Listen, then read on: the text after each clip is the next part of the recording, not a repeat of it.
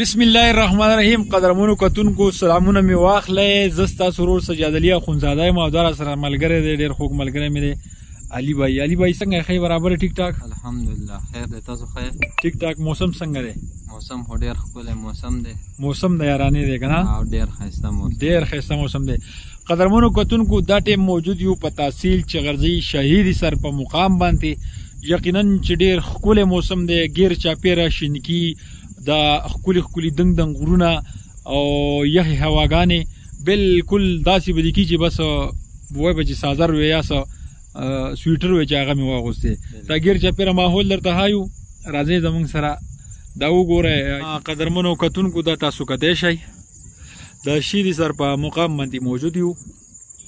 ډېر ښایسته چې دی نو موجوده حکومت یو ښایسته ځایګی جوړ کړلی، دې ته ویلی شي کمپین پوینټ. موسم پکې ډېر ښه دی. علي بھائی راشه که نه، موسم څنګه دی؟ موسم ډېر ښایسته موسم.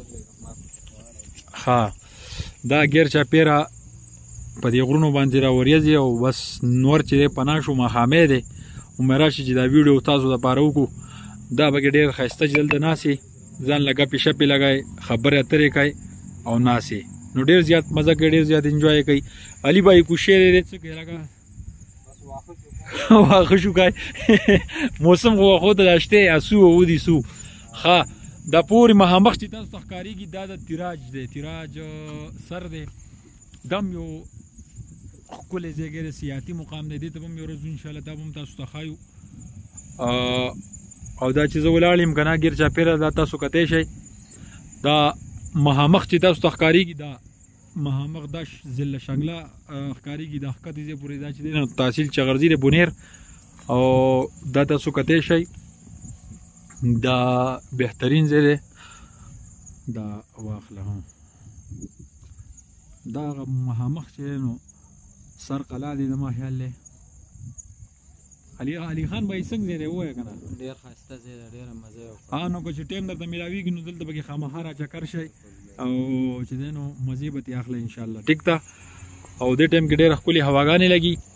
نو دا ویډیو د مقصد زموږ دا و چې تاسو دپاره لږ شانت ویډیو وکړو، ستاسو به ډېره زیاته خوښه شوي.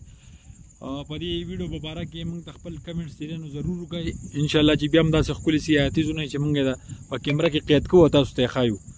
نو هیله لرم چې دا به هم ستاسو خوښ شي. ډېره مهرباني. علي بھائی راشه که نه څه پکې ووایه ورور یې. قدرمنو کتونکو دا په شهید سر په مقام موجود یو ډېر ښایسته موسم دی پکې ماشاءالله. په ګرمۍ کې چې دی نو ډېر زیات یخ وي، موسم پکې ډېر یخې هواګانې لګي او ګیر چاپېره ډېرې ښکلې سیندریانې شینکې، او د یخنۍ په موسم کې دلته واورې پرېوځي. او دلته کې موجوده حکومت چې دی نو د ټورسټو لپاره ځایګونه هم جوړ کړي دي. تاسو بالکل دې ته راتلی شئ، ګپې شپې ویډیو تصویران دا پکې هم جوړولی شئ او ښه انجوای یې کولی شئ. نو علي جی ته پکې هم څه ووایه که نه، مسافرونه چې ډېر ښکلی ځای دی. زه به څه ووایم نو خو ډېره مزه یې وکړه. ساړه دي او مونږ خو د پشکال بد راکېستو پشکال ولاړ ختم شو. اورې دې ځای ته راوخوتو خو ډېره مزه یې وکړه. ساړه راله شي دي سمه ستومانه چې لږ اوس که نه زه یم چې دلته مې کور وی پوه چې ځان نه به همداسې وي. او څومره ښکلی ستاسو کلی او وایم چې دلته اوسېدلی. ډېره مهرباني، ډېره شکریه. قدرمنو ډېره مهرباني. خپل کوربا سجاد علي اخونزاده له ورکړي اجازت او انشاءالله خپل فیډبیک موږ ته ضرور راکړئ. نوې نوې ویډیوګانې به انشاءالله تاسو ته پر راوړو. پیج چانل یې کړئ، لایک کړئ او فالو کړئ. که په یوټیوب ګورئ چینل سبسکرایب کړئ. په لوی الله مو سپارم. پاکستان زنده باد. د لوی الله په امان.